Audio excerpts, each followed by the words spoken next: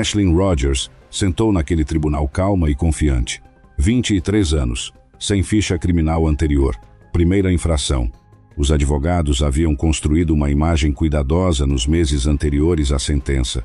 Terapia individual, terapia em grupo, grupos de apoio, reflexão pessoal, novas amizades, responsabilidade assumida. Uma jovem que havia se envolvido em algo que saiu do controle, que havia aprendido, que havia mudado, que não era mais a mesma pessoa de setembro. Ela confiava que essa versão iria se segurar. Mas não se engane com essa calma, porque a promotoria ainda não havia mostrado o que tinha. E o que tinha era uma cadeia posts do Instagram com timestamps que correspondiam milimetricamente aos logs de resposta policial, vídeos das próprias contas dos participantes, registros de ligações, mensagens de texto e o celular que havia coordenado 7 tomadas de rua em menos de 5 horas, enquanto uma cidade inteira tentava reagir.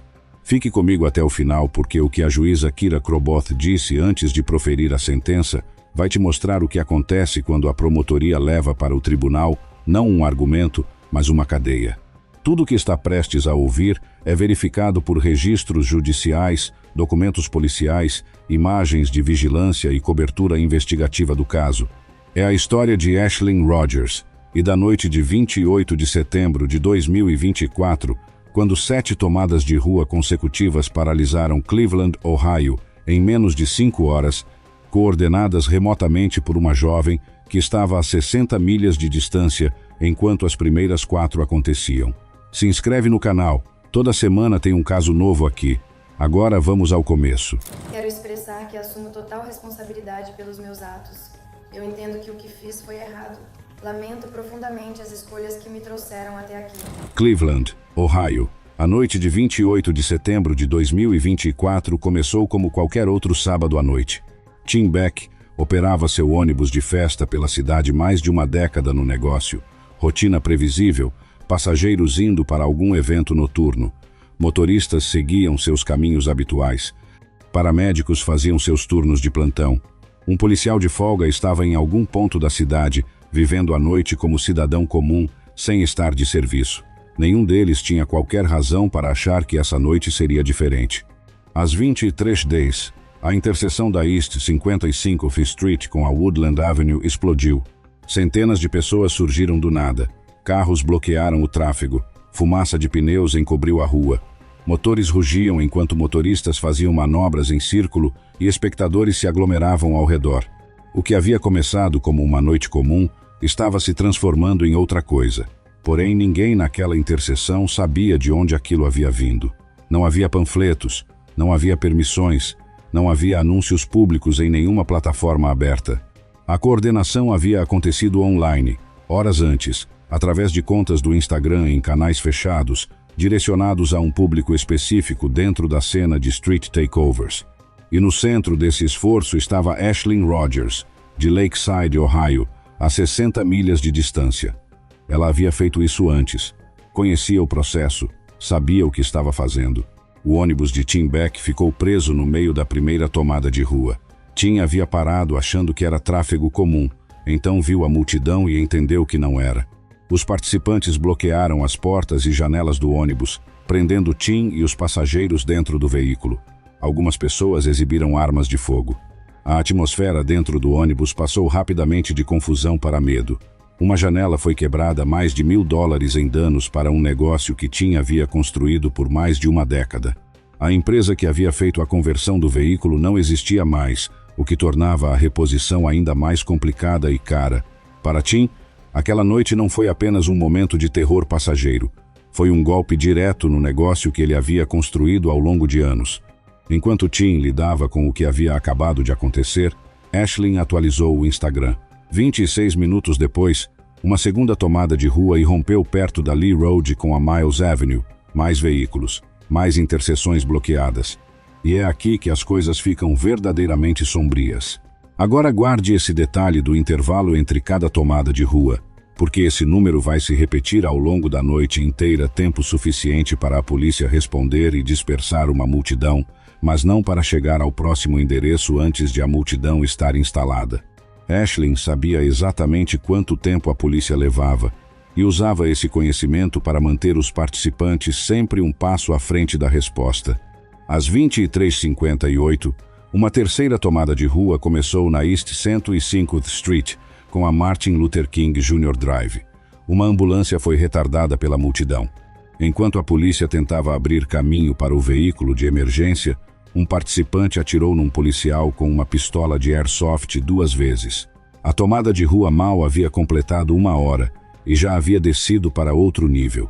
Aisling atualizou o Instagram mais uma vez. Às 0h46 da madrugada, já 29 de setembro, a 4ª tomada de rua eclodiu na East 93 RD Street com o Opportunity Corridor. Mais veículos, mais interseções bloqueadas. Uma segunda ambulância foi retardada desta vez, tentando chegar ao hospital. Em 2 eventos separados naquela mesma noite, socorro de emergência não conseguiu se mover livremente pela cidade. Você consegue ver o padrão? Aisling Rogers estava a 60 milhas de distância durante as primeiras 4 tomadas de rua. Não havia pisado em Cleveland. Estava coordenando tudo pelo Instagram, atualizando a localização da polícia, direcionando os participantes para o próximo endereço, mantendo o evento vivo enquanto as autoridades tentavam contê-lo. Às 1h17, Aisling chegou pessoalmente. Estava dirigindo um Infiniti QA50 branco de 2020. Perto da West 25th Street, com a Lorraine Avenue, aproximadamente 80 a 100 veículos haviam sido posicionados para bloquear todos os 4 lados da interseção simultaneamente. Corridas, fogos de artifício, manobras. E Aisling, no meio disso, ao vivo no Instagram, enquanto câmeras policiais a capturavam do outro lado. Cada segundo daquele momento foi documentado em 2 fontes ao mesmo tempo. Por volta das 3 da manhã, a 6ª tomada de rua eclodiu no estacionamento do Broadway Shopping Plaza. Tiros. 3 homens foram atingidos por projéteis de arma de fogo.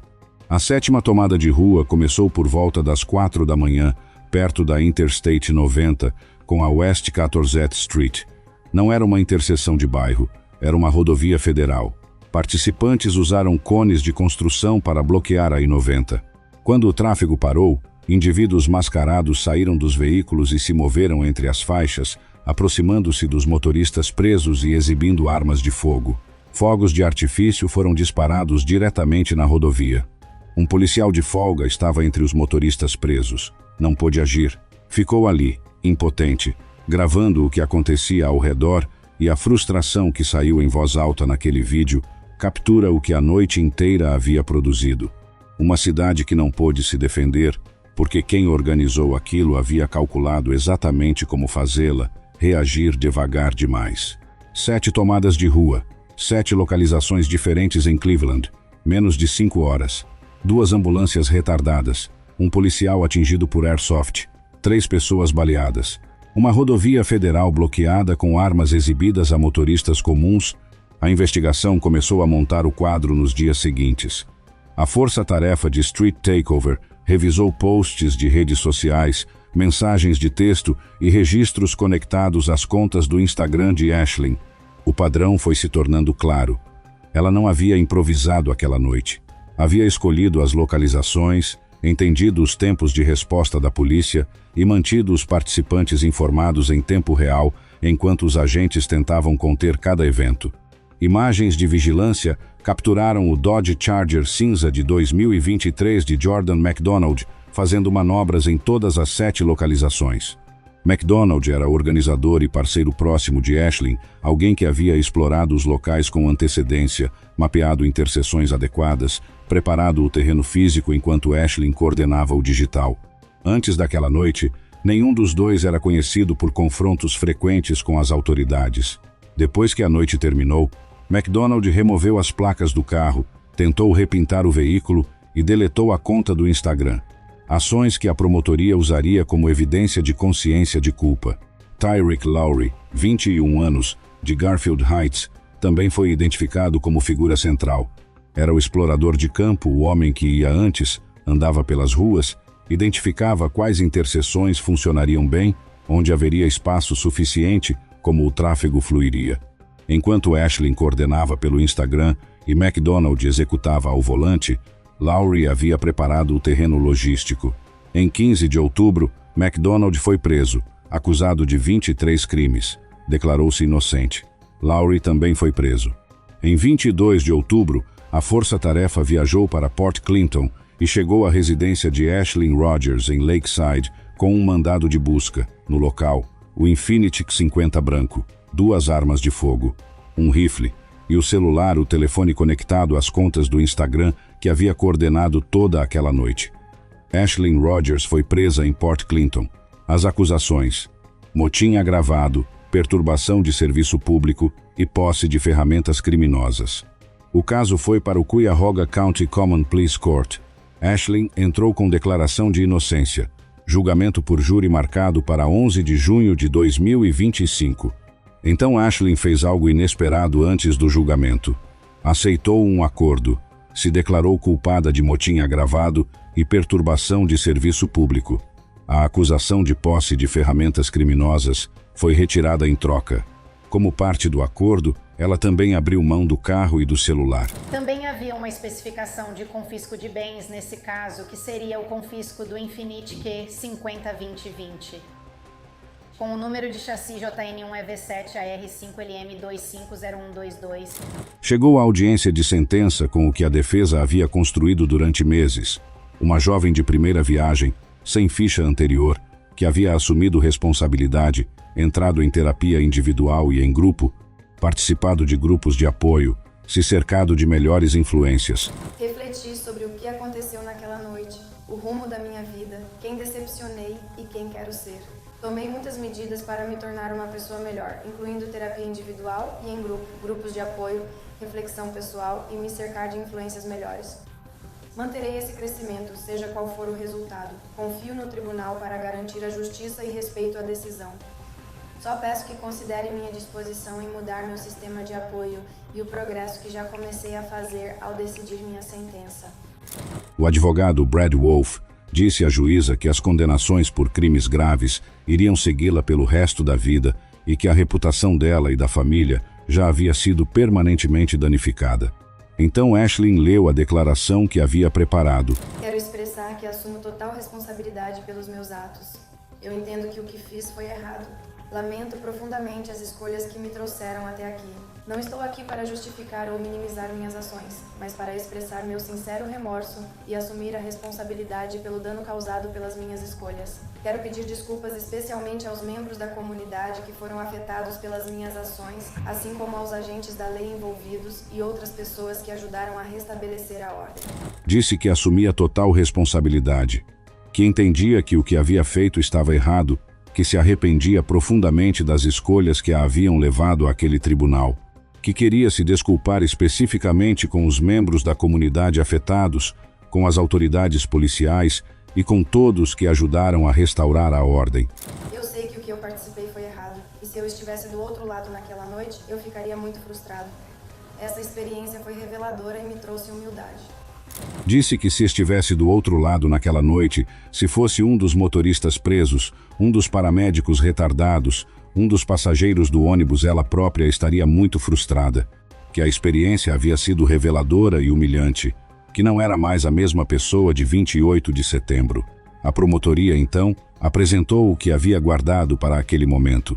Os posts do Instagram com timestamps exatos, os logs de resposta policial que correspondiam a cada atualização de localização, os vídeos das próprias contas dos participantes mostrando o Infiniti de Ashlyn na West 25 Street, os registros de ligações, as mensagens de texto revelando que setembro de 2024 não havia sido a primeira vez que havia um padrão de takeovers anteriores, organizados da mesma forma, com os mesmos mecanismos de coordenação online. Os itens encontrados na residência em Port Clinton, cada peça de evidência corroborava a próxima. Se uma fosse retirada, as outras ainda se encaixavam, a cadeia era fechada. A promotoria disse ao tribunal que os eventos de 28 de setembro não haviam sido um episódio isolado de mau julgamento. Eram a maior versão de um sistema que já havia sido usado antes. A juíza Kira Kroboth proferiu a sentença. Certo. Então, o que o tribunal está inclinado a fazer é, começando pela acusação 2, perturbação de serviços públicos. O tribunal vai sentenciá-la ao tempo máximo, que é de 18 meses de prisão. 18 meses de prisão por perturbação de serviço público, 12 meses por motim agravado, cumprimento concorrente 18 meses no total. Segundo o Conselho de Liberdade Condicional e o Código de Ohio, seção 2967-28, isso pode durar até 2 anos, por decisão do Conselho. Se violar o controle pós-liberação, a autoridade de liberdade condicional pode reconduzi-lo à prisão por até metade da sentença original. 2 anos de liberdade condicional após a soltura, crédito de 2 dias já cumpridos. E o detalhe que desfez qualquer esperança de saída antecipada: Ashlyn Rogers não é elegível para liberação antecipada devido à condenação por perturbação de serviço público. O Infiniti Q50 branco e o celular foram confiscados para o Cleveland Division of Police. Os instrumentos de uma noite inteira de coordenação remota, agora propriedade da mesma polícia que havia passado 5 horas tentando responder às 7 localizações que aquele celular havia desencadeado. Ashlyn Rogers sentou naquele tribunal achando que terapia e arrependimento e primeira infração seriam suficientes para que a juíza a mandasse para casa com liberdade condicional. O pior não havia passado. Havia sido guardado para aquele momento. E o que a promotoria apresentou não foi um argumento, foi uma cadeia. Timestamp após timestamp, localização após localização. Cada atualização do Instagram correspondendo a um novo log de despacho policial. Cada resposta da polícia correspondendo ao próximo ponto para onde Ashlyn havia direcionado a multidão. 7 tomadas de rua em Cleveland, Ohio, 5 horas. Um celular, 18 meses sem possibilidade de liberação antecipada. Se você chegou até o final desse caso, me conta nos comentários. O que mais ficou com você? O fato de que Ashlyn coordenou as primeiras 4 tomadas de rua a 60 milhas de distância pelo Instagram, enquanto 2 veículos de emergência eram retardados e um policial era atingido? O intervalo calculado entre cada evento, tempo suficiente para a polícia responder, nunca suficiente para impedir o próximo? O detalhe de que setembro de 2024 não foi a primeira vez que havia um padrão anterior? Ou o celular e o carro confiscados na sentença, agora em poder da mesma polícia que passou 5 horas tentando responder ao que aquele telefone havia desencadeado? Inscreve no canal se ainda não fez isso. Toda semana tem um caso novo aqui. A gente se vê na próxima investigação.